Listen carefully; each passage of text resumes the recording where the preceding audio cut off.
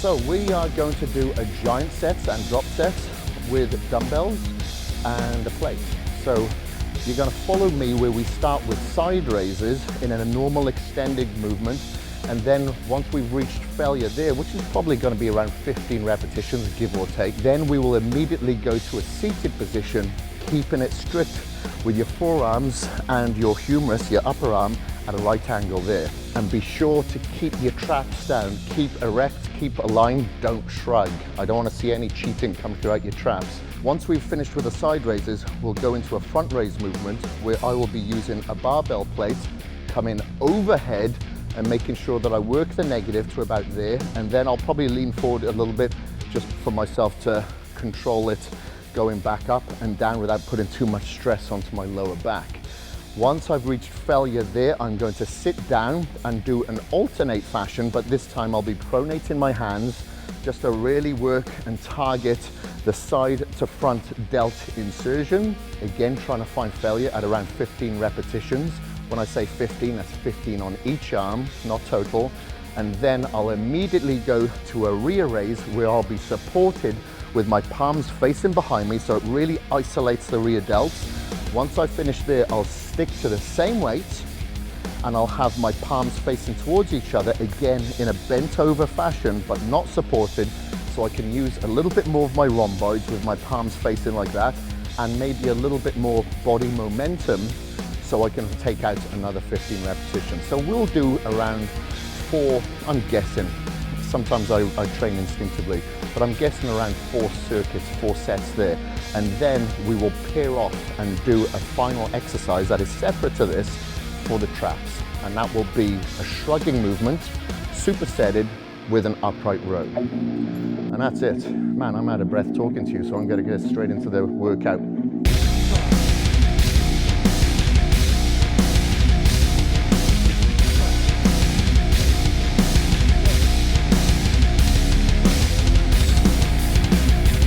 Thing that you'll notice that I do straight after I do the conventional side raise, you can use a little bit more leverage and a little bit more swing when it comes to side raise, and a little bit of forward and backward movement in your back, so you can go heavy. However, when you shorten that leverage at a right angle, it becomes that much more difficult. It becomes very isolated, especially as you pre-fatigue it.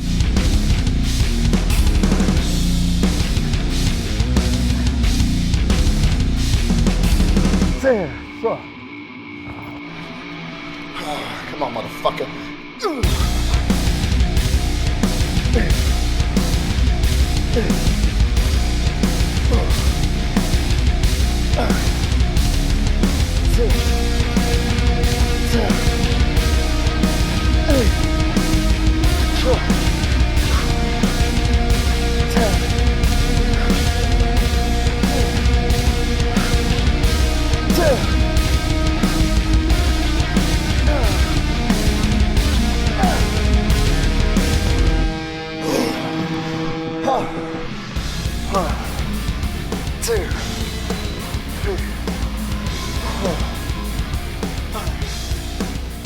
So what you'll notice with most of the movements, you'll see that I paused as I started to reach failure.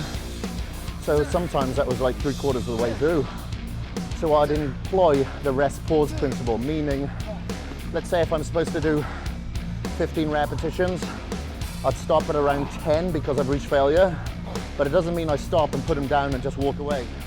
I have to reach the 15 repetitions.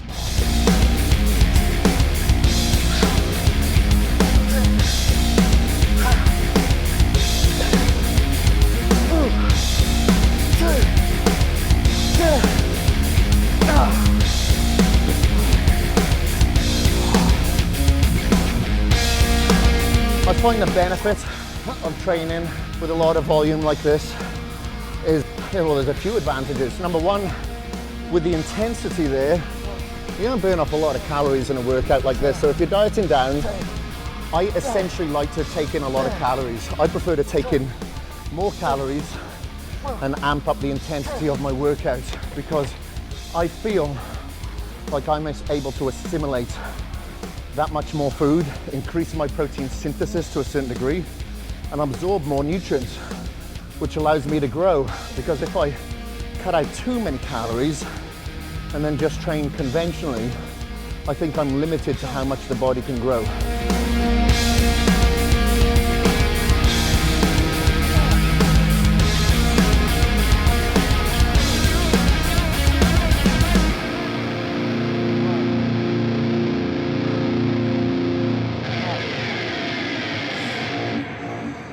Try to get my breath back here. Luckily, I'm relatively fit, but still, you always push yourself a little bit harder until it feels like you're unfit. Fucking hell, that was taxing. Remember, we're doing 6 exercises pretty much in one shot within a couple of minutes. So you're not going to be able to perform with the same amount of weight as you usually would. Maybe on the first exercise, like on the side raise, you'd be going pretty heavy, but after that, you'll have to substantially reduce your weight.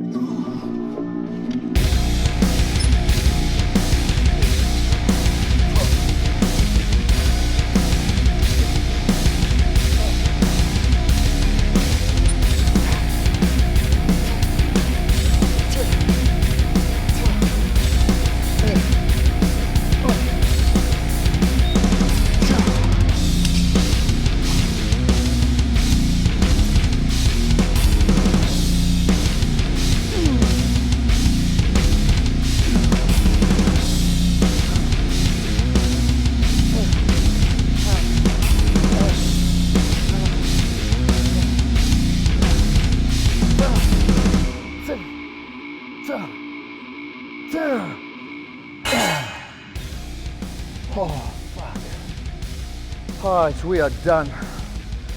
Thanks for watching, guys.